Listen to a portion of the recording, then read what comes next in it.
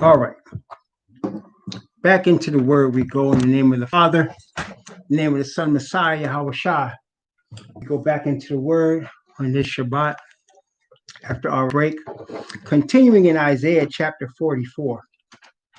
Continuing in Isaiah chapter 44. Again, let's just review Revelation chapter 1, verse 1 again, because we want to know now who the servants are, according to the Bible.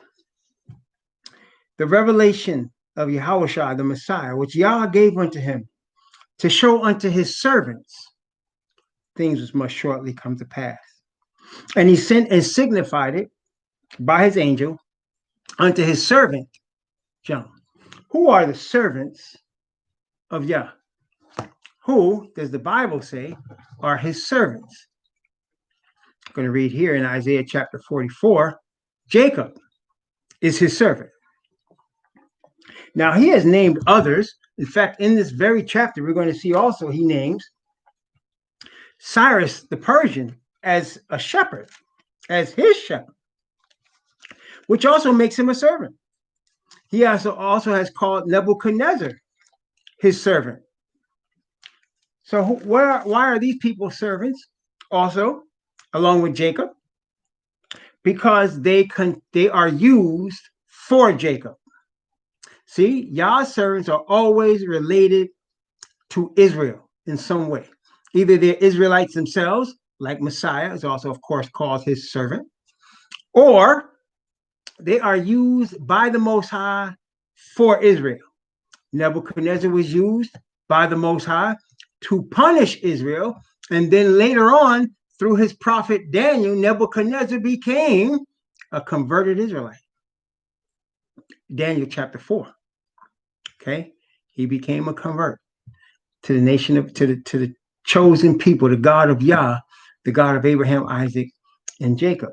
Then, of course, now we have Cyrus, and he also became a convert to the children of Israel, to the God of Abraham, Isaac, and Jacob. And let's take a look at that in 2 Chronicles chapter 36. 2 Chronicles chapter 36.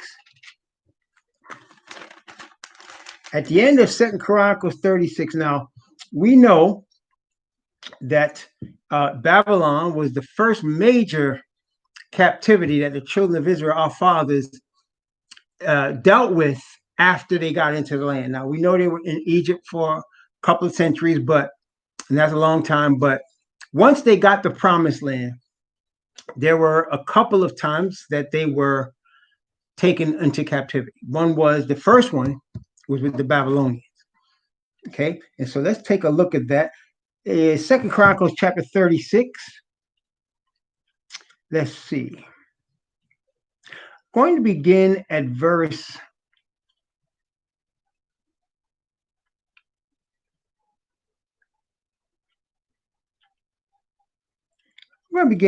9 of 2 Chronicles chapter 36. Beginning at verse 9. Jehoiakim was 8 years old when he began to reign, and he reigned 3 months and 10 days in Jerusalem. And he did that which was evil in the sight of Yahweh. And when the year was expired, King Nebuchadnezzar sent and brought him to Babylon with the goodly vessels of the house of Yahweh, and made Zedekiah his brother king over Judah and Jerusalem. Zedekiah was 21 years old when he began to reign, and he reigned 11 years in Jerusalem.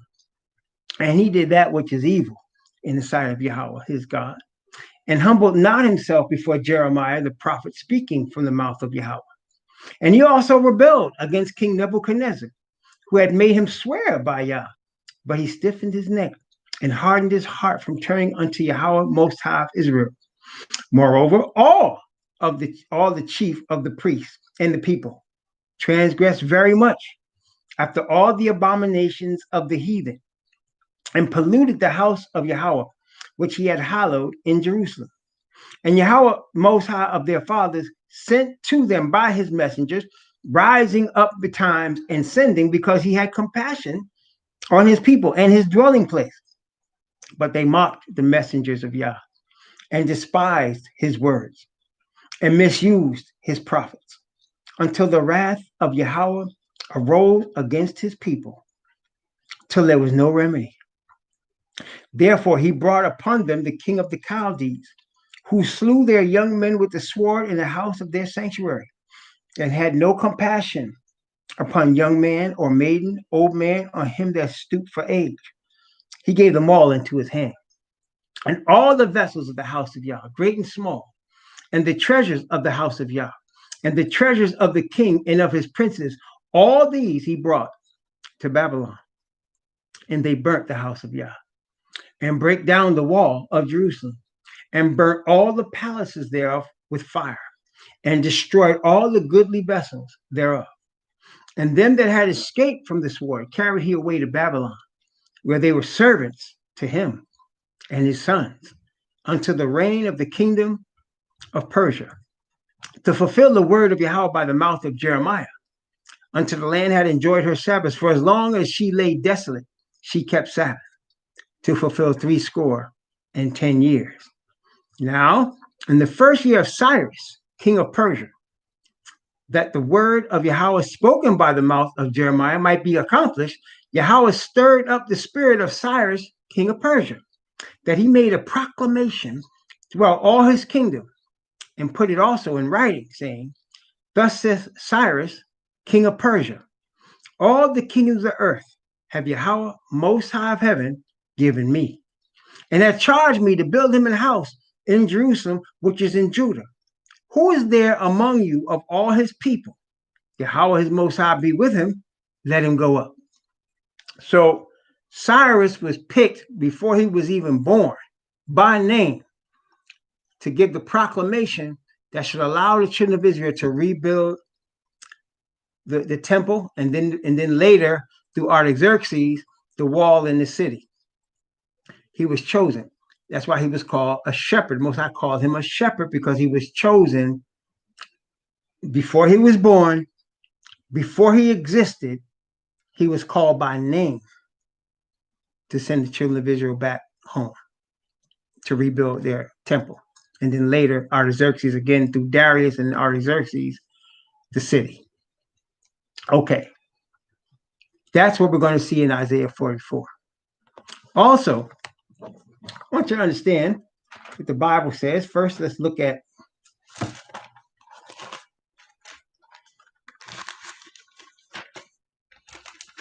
let us take a look at 1 Peter chapter 4. 1 Peter chapter 4.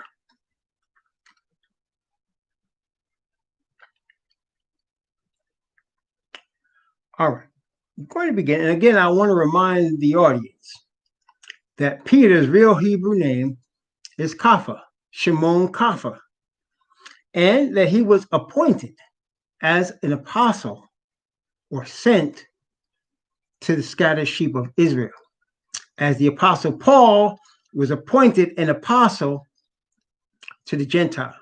Peter was appointed an apostle to the Israelites. So his two letters are addressed to Israelites. Okay, so he knows he's speaking to Hebrews when he writes these letters.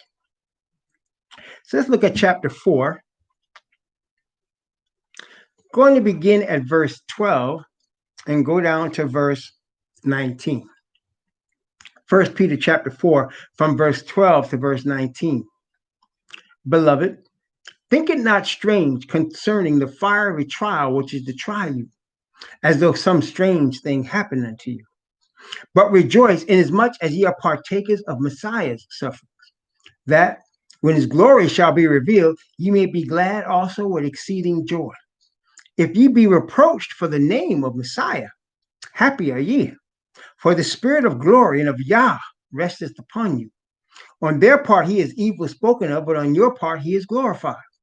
But let none of you suffer as a murderer, or as a thief, or as an evildoer, or as a busybody, in other men's matters. Yet if any man suffer as a Christian, let him not be ashamed, but let him glorify Yah on this behalf. For the time is come that judgment must begin at the house of Yah. And if it first begin at us, what shall be the end of them that obey not the gospel of Yah? And if the righteous scarcely be saved, where shall the ungodly and the sinner appear?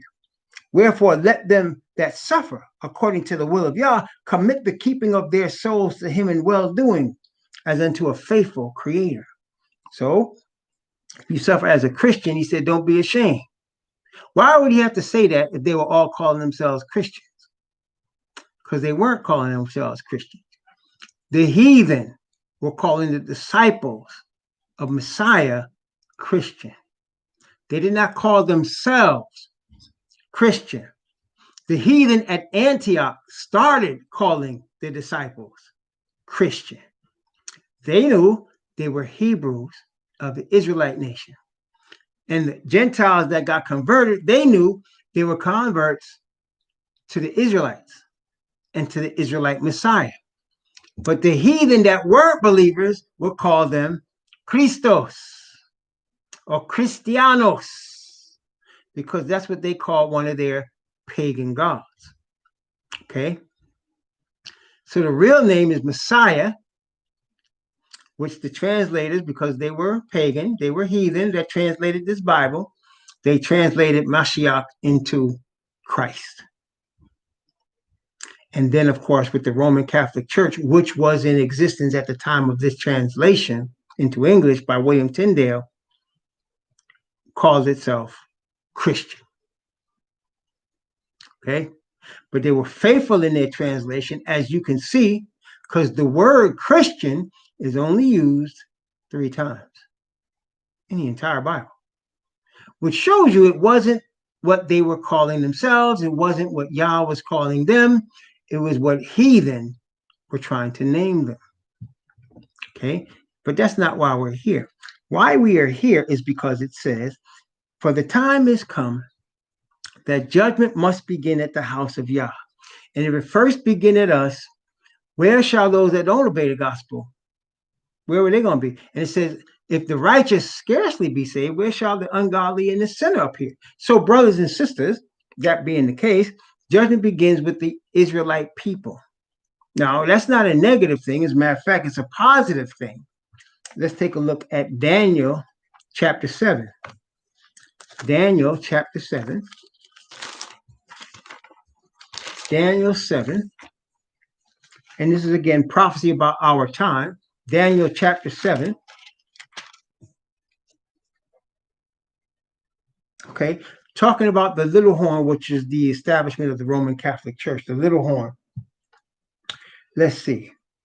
I'm going to start at verse 21 and go down to verse 22.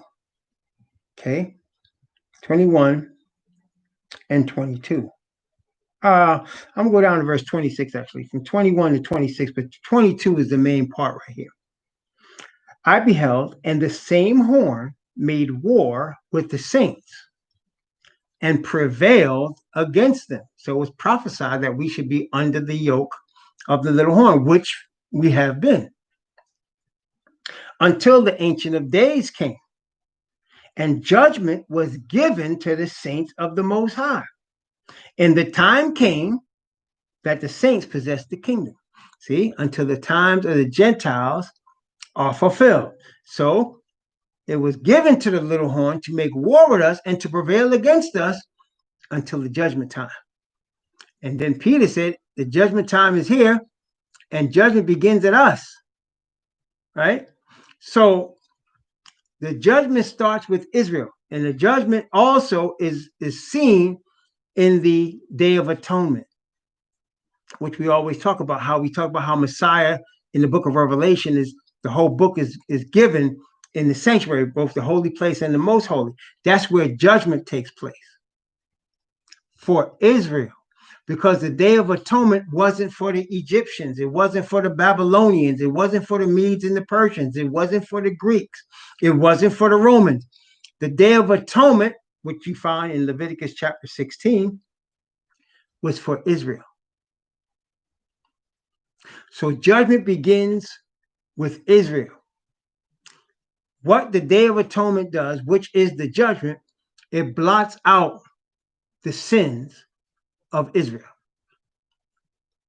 It blots out our sins, which is why there was the delay of the return of Messiah until the 144,000. For the 144,000 are going to have their sins blotted out. They're going to exist. They're going to be representation, the first fruits unto Yah, unto the Lamb, and judgment is going to be given in their favor until judgment, is said here, was given to the saints.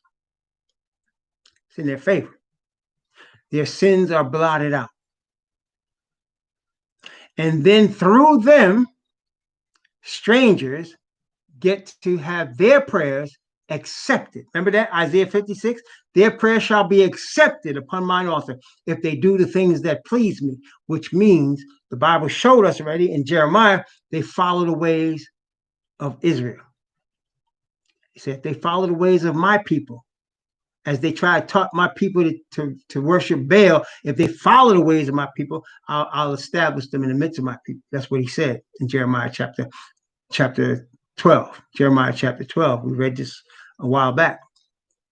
So, judgment given in favor of the saints until the Ancient of Days came. Then it says, thus he said, the fourth beast shall be the fourth kingdom upon the earth, which shall be diverse from all kingdoms, because it's political and religious, and shall devour the whole earth. As we said, Rome devours the whole earth. This Christianity, these false religions, devour the whole earth. And the lies propagated, the lie of the Ashkenazi, the lie of Christianity, the lies of Islam, they're propagated. The church is uplifted and propagated. The God which his fathers knew not. They devour the whole earth and shall tread it down and break it in pieces. And that's what they do. Because the Rome, the fourth beast, is iron. There's gold, silver, brass, and iron. Iron is the least profitable, but it is the most hardest one, and it breaks in pieces and bruises. And that's what we said. The heathen that are in charge now of the sons of Japheth, Gog and Magog, they steal, they're robbers, and they break in pieces, they're violent. That's what they do. They're violent. And while they are the most violent people on the face of the earth over the last 2,000 years, they try to act like we're the violent ones. Because that's what Asatan does. Takes his attributes and projects it on somebody else. The Caucasian man has been and is now the most violent person in the history of planet Earth.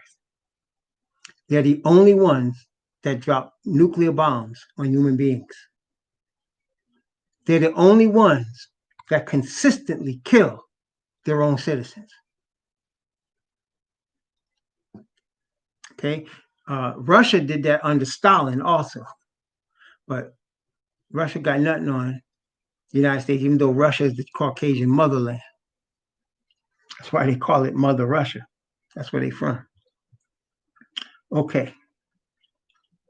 And 10 horns out of this kingdom are 10 kings that shall arise, and another shall rise after them, and he shall be diverse from the first, and he shall subdue 3 kings. And he shall speak great words against the Most High, and shall wear out the saints of the Most High, and think to change times and laws. And they shall be given into his hand until the time and times and dividing of time.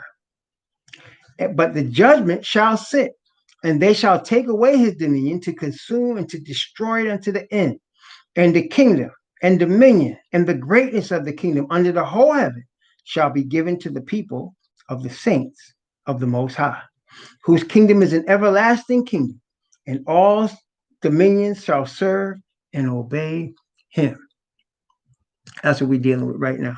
The end of the Gentiles, the times of the Gentiles being fulfilled, the time of judgment that the saints should get the kingdom, the time that the saints' sins are blotted out through the high priest, Messiah, in the most holy place of the third heaven in the sanctuary. Okay? Now, back to Isaiah 44. Isaiah 44. So, the Most High is continuing here in the part that we're reading here to rebuke the heathen who have false gods. Here, there's only one true God who lives and sees and hears and speaks and creates and destroys. The one true God, Yah.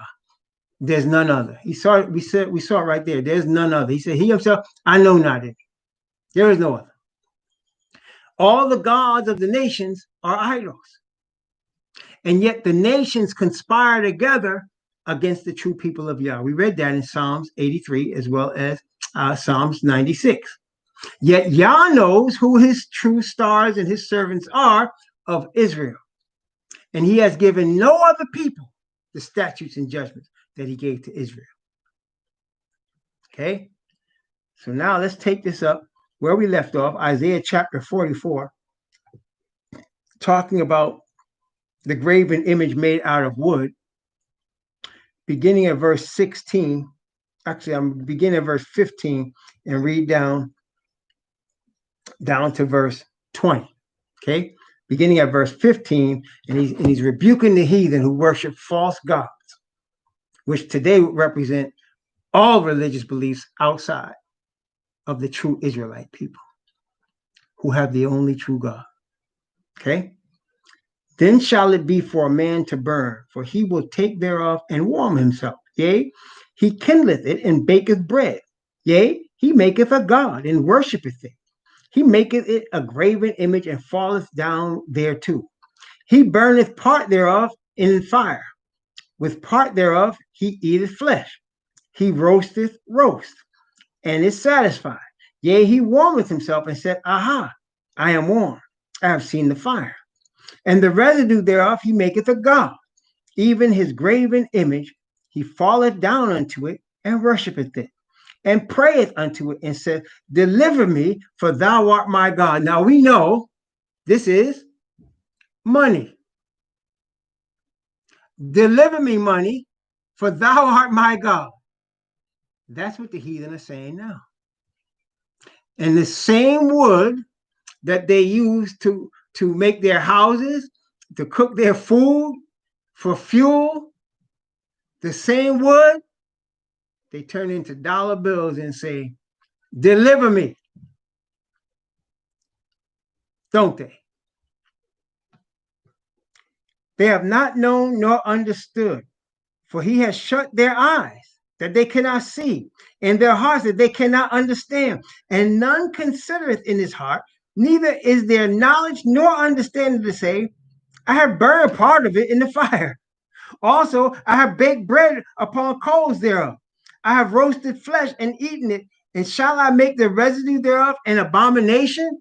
They don't have the understanding to know what they're doing. This is the heathen. They don't have an understanding to know what they're doing. Yah has not given them that understanding, because that understanding comes from the Spirit of the Father. And that Spirit will not come to them unless it comes through a Hebrew. And you saw this illustrated in the book of Acts. You saw this illustrated, I believe it's Acts chapter 10. You saw this illustrated because Cornelius wanted to know Yah. He gave money to synagogue. He wanted to know the true God. Cornelius was a European. An angel heard his prayers and came to him and said, I'm going to show you the truth. Go get Kaffa. He's going to teach you what you need to know. Gabriel did not show this man what he showed Daniel. Daniel is an Israelite. Messiah said, Gabriel, make this man understand the truth. I called this angel Gabriel. I'm not sure if it was Gabriel, but an angel was sent to Daniel to give him understanding. The angel sent to the heathen didn't give him any understanding. He said to the heathen man that wanted to know the truth, go get Kaffa, and he's going to show you the truth. And so he sent men to Joppa to go get the Israelite, the Hebrew Israelite. Peter was no Christian. He was an Israelite. And he was sent for to give this truth to the Gentile. That has not changed. With the ignorance of Israel as to who they are, that places a darkness upon the whole world. Because if Israel doesn't know who they are, they can't give you the truth, and you're not going to get it. You're not going to get it until they're awakened. And so now the awakening has begun. And now the dawn of truth is going to come on this world in these last moments of the earth's history. The power of Yah's spirit is going to attend his servants, and they're going to give truth. And the heathen that receive this truth are going to get it from them. And I know what I'm saying is going to rub a whole bunch of heathen the wrong way. It's going to even rub some sellout Israelites the wrong way. But that's not my problem. Y'all not getting the truth unless you get it from an Israelite. Not a Jehovah's Witness, not a SDA, not a Book of Mormon salesman, an Israelite of the bloodline of Jacob. Because it's been ordained that Jacob should be the servant to give y'all the truth. It has not changed.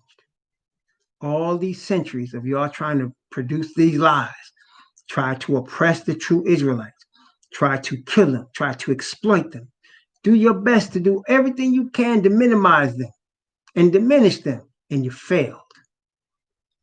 You have failed because the Creator's word is more powerful than anything you can do. When he lets loose a word, it's going to come to pass. Now, Satan will fight that word all the way to the day he's thrown into the lake of fire. He's going to fight that word. He is. He knows the word. He knows what it says. And he knows what it says about him. But he's going to fight it all the way through. And so are his servants. It's sad, though, isn't it? Fighting against the Creator and thinking you're going to win. But yet, that's how powerful pride and narcissism and lust for power and greed, that's how powerful those things are. That you will end up fighting against the word of an unchangeable Creator and thinking you got a chance to win. And you don't. Isaiah chapter 44. And none considereth in his heart, neither is there knowledge nor understanding to say, I have burned part of it in the fire. Yea, also, I have baked bread upon the coals thereof. I have roasted flesh and eaten it. Shall I make the residue thereof an abomination? Shall I fall down to the stock of a tree? That's what y'all doing. It's called the greenback. It's called the euro. That's the stock of a tree. And you're to it. He feedeth on ashes. A deceived heart has turned him aside, that he cannot deliver his soul, nor say, is there not a lie in my right hand? Is there not a lie in my right hand? Am I not believing a lie? The Bible says the strong delusion is going to overtake people who have not a love of the truth. The problem, brothers and sisters, with the oppressor, many problems that he has, but one of his main problems is that he's been lying and covering up and being cognitively dissident for so many centuries. He's believing his own crap. Even though in his face, these Israelites are still here. He's believing his own garbage. And he's not have no understanding to say, there's a lie in my right hand. He all of a sudden, the history has been changed and they discovered everything and they're the greatest people and the God that all God's the creator. His son is a Caucasian that looks like them. And all the Israelites really went to Europe and they're really trying their best to propagate lies to exalt themselves. And it's not working. Oh, yes, they're deceiving the world, but it's not stopping the awakening. The awakening of the Israelite people is the death knell of Babylon. It's the death knell of this whole system. As we awaken, it's over for them. That's all the Most High is doing at this point, awakening his people as to who they are, judging in favor of those that are awakened, sealing them with his spirit, and preparing them for the kingdom to come. That's coming very soon. And the heathen can't do anything about that except to go stark raving mad, get angry, carry guns, shoot us, kill us, do everything they can, cover up everything they can. But it's not going to work. and it's not working. Isaiah 44, verse 21 and 22. Watch these two verses, 21 and 22 of Isaiah 44. Remember these, O Jacob and Israel, for thou art my servant. Remember these things, he says to us. Don't put your trust in man's tree-made money. Remember these things. You have one God. He has chosen you. Your God is the first and the last. His name is YAH. You're Jacob's children. Remember these things, Jacob, for thou art my servant. He been the servant now. Even when we was in captivity and we thought he forgot about us and he's spanking us, we still the servants. And now with the awakening, he said, remember what he said? They are my people, and they shall say, Yah is my God. That's what's going on right now. I have formed thee, thou art my servant. O Israel, thou shalt not be forgotten of me. Why would he have to remind us of that? Because the whole world is trying to say we have been forgotten. We have been forgotten. We have no past. We're made to be served. We're under a curse. We're forgotten. He said right here in this word, thou shalt not be forgotten of me. You see, an Englishman translated this here. And yet, it speaks the truth, doesn't it? See, a Caucasian man translated it into English from the Hebrew. And yet, here we are, right there in black and white. Us. See, he just translated. He didn't know what he was doing in terms of what it all means. He wasn't going to know. It wasn't for him to know. It was for him to translate it. And even in his language, this is to show the power of Yah. Even in his language that we got brought over in slavery into, wasn't our language. We didn't understand what they're saying. But now we can see ourselves in this book. We can see our past, our present, and our future in this book. Amazing, isn't it? Verse 22. I have blotted out as a thick cloud thy transgressions, and as a cloud thy sins return unto me, for I have redeemed thee. That's through Messiah. Through Messiah, Yah has redeemed his people. Through Messiah, Yah is introduced, or should I say, reintroduced to his people. Through Messiah, the righteousness of Yah covers his people and blots out all their sins. That's the Day of Atonement. And seals them for the kingdom. Judgment first begins with us, in favor of us. The judgment that is in favor of us, that causes us to receive Yah's righteousness, is the end of the Gentiles. It is the times of the Gentiles being fulfilled. And remember what Daniel said, until judgment was given in favor of the saints of the Most High. And the time came that the saints possessed the kingdom. This is the time we at right now. It's the time we at. Don't believe CNN, NBC, and all that pushing this whole Black Lives Matter thing and downplaying everybody that's not with Black Lives Matter. That's all a setup. Brothers and sisters, the real game is not on TV. The revolution will not be televised. The real game is not on TV. The real game is in the third heaven, where the saints are being sealed, where their names are being written, and Yah's name is being written on our foreheads and sealed by his spirit. His character of perfect righteousness. This is where the game is right here. And he said in Jeremiah 23, I'm going to raise up shepherds. It's going to teach you the truth. That is what's coming. That's what's here. It's already here. The brethren are being raised up all over the earth. Here and there, you see them on YouTube and Patreon and other places. They're being raised up.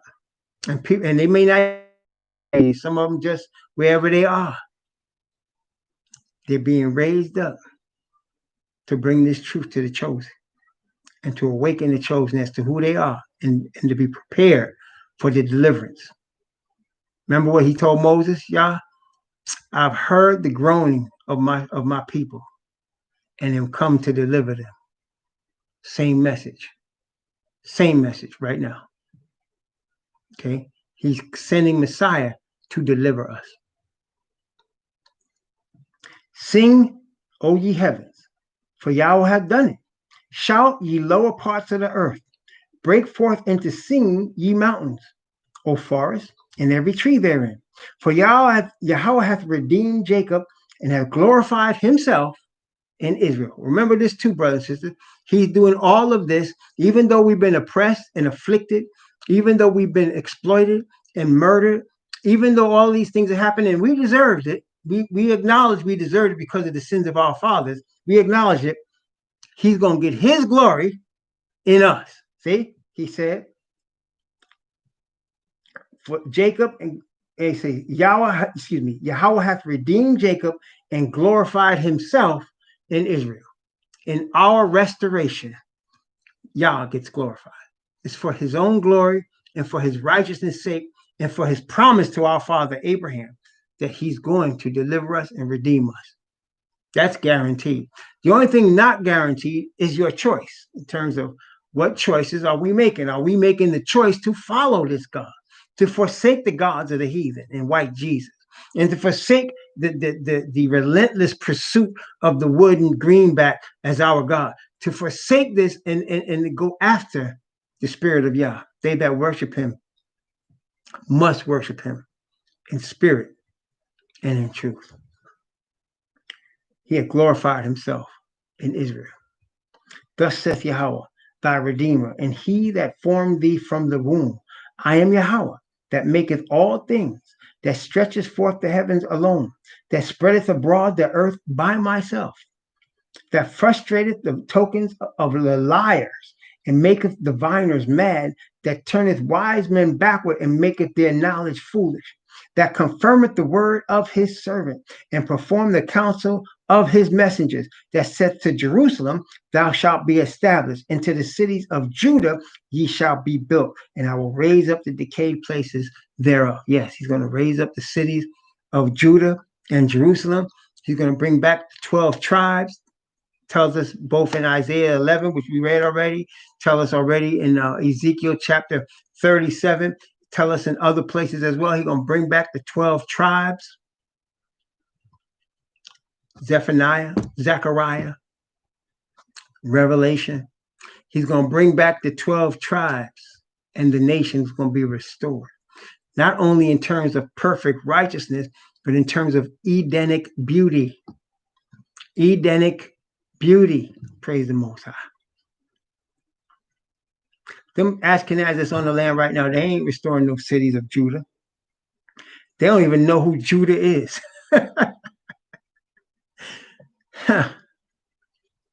That whole area is getting ready to get crushed.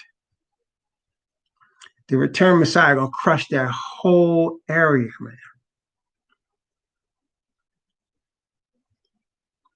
Let's continue. Start again at verse 26. That confirmeth the word of his servant and performeth the counsel of his messengers, that saith to Jerusalem, thou shalt be inhabited, and to the cities of Judah ye shall be built, and I will raise up the decayed places thereof, that saith to the deep, be dry, and I will dry up thy rivers, that saith of Cyrus, he is my shepherd, and shall perform all my pleasure. Even saying to Jerusalem, thou shalt be built, and to the temple thy foundation shall be laid. Now, who is this Cyrus in our day? See, he raised up Cyrus before he was born. Cyrus came, Cyrus made a decree, and they came back to build the temple. Okay? Who is Cyrus today? Well, notice what it says about him. It says, Cyrus is my shepherd and shall perform all my pleasure. Who is the shepherd now that's going to perform all the Father's pleasure? Is it not Messiah? It is Messiah. As Cyrus gave a decree to rebuild Jerusalem, Messiah gives the decree to rebuild Jerusalem and Judah and Israel, to restore Jacob in spirit and in truth, to restore the tribes of Israel. It is Messiah. That's what Cyrus is a representation of here, of Messiah. Remember, in history and prophecy of the Bible, history repeats itself. In prophecy of the Bible, history repeats itself. Whereas you have Cyrus, now you have Messiah. And he's restoring the tribes. And we are now taking our names back. And we're now coming back to the righteousness of the Father. And we're now understanding this message of righteousness by faith. We wait for the hope of righteousness by faith through the Spirit. That's what Galatians said. We wait for the hope of righteousness by faith through the Spirit. And the next chapter going to tell us, in YAH shall all the seed of Israel be justified. The word justify means to be declared innocent. He hath made, YAH hath made Messiah sin for us, who knew no sin, that we might be made the righteousness of YAH in Messiah. 2 Corinthians 5:21. He hath made him to be sin for us who knew no sin, that we might be made the righteousness of YAH in him. In YAH shall all the seed of Israel be justified and shall glory. We wait for the hope of righteousness by faith. We believed in Jesus Christ, that we might be justified by the faith of Jesus Christ and not by the works of the law. For by the works of the law shall no flesh be justified. Faith of Yahushua is the righteousness of Yah. Brothers and sisters, this is what's happening. This is where we are. And we can see now where we're going. And brothers and sisters, I'm telling you, not much time left. It's all happening quite rapidly, and it's going to even speed up from here. You're going to see a lot more rapidity in the events that's taking place. You're going to see a lot more things already making people's heads spin. I mean, just look at this year. You got the COVID-19 virus. You got the killing of the black male, which is not new. It's the reaction of the world that's new, right? It's the killing of Hebrews is not new. That's been going on since we've been in captivity. But it's the reaction that we're now seeing that's new. That's new. When they're talking about prosecuting these heathens, that's new. They shot Emmett Till, got away. They killed Medgar Evers, got away. Well, many years later, they got somebody for it, but during the time, there was no trial. They killed the 3 civil rights workers, got away. They end up catching them later.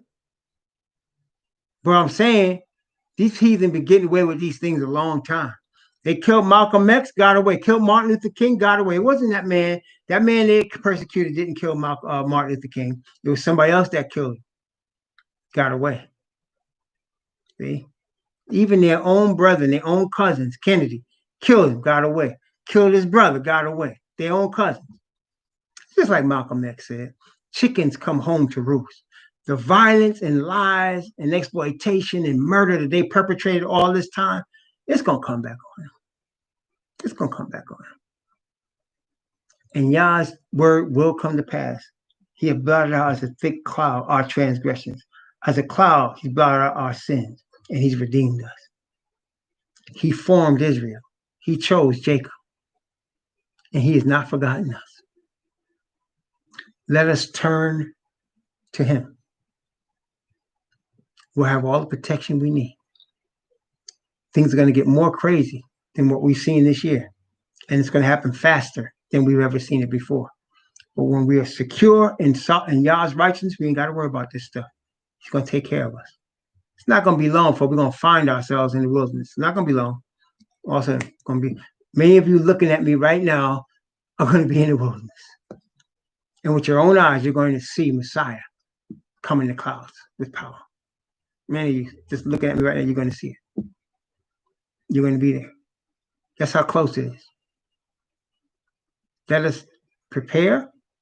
Let us seek the Most High's face for truth and righteousness and receive his seal. Amen.